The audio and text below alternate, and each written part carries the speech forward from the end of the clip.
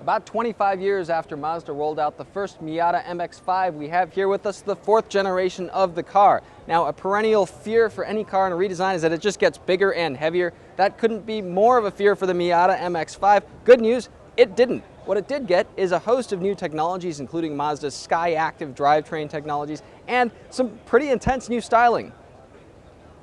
Now, the new Miata is wider and lower than its predecessor. Wheelbase relatively unchanged, but overall length of the car is actually down about 3 inches versus before, so that gives it kind of more of a wheels pushed out to the corner stance, much more aggressive looking car here. Similar grille as before. This is Mazda's Kodo design language here. Kind of gives you this creased smile here. The big change for the Miata's face is these headlights. Much more creased, much more sinister looking than before. Dramatic new styling in the tail here. Now, Mazda grouped the two tailpipes here together. Earlier Miatas have had them kind of split out. I like that look better than this, but less to argue about with the tail lights here. Very cool looking. They kind of evoke the Jaguar F-Type. Not a bad car to emulate if you're a car designer. Now, the cup holders sit behind the gear shift, but farther back than before. That allows you to actually shift gears through this pretty short throw shifter rather than having kind of your cups interfere with where your elbow sits.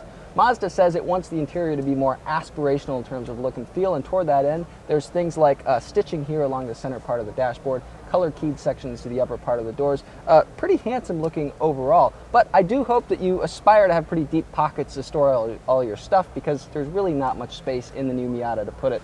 There's a little storage area here behind the gear shift or behind the cup holders, but very, very small door pockets and actually no glove box at all. It would seem that the new Miata MX-5 is trying to really return to its roots as a purpose-built sports car for this redesign. So the real question is going to be, how well does it drive? Well, we don't know that yet, but what we do know is that the car weighs a little bit less, though exact specs are still to be determined, thanks to things like aluminum fenders, an aluminum hood, and an aluminum trunk lid. Also, it should get some more power thanks to new direct injection technology through Mazda's Sky Active system in the engine. All of that should influence drivability. We won't know yet until we get behind the wheel closer to its on-sale date sometime in 2015.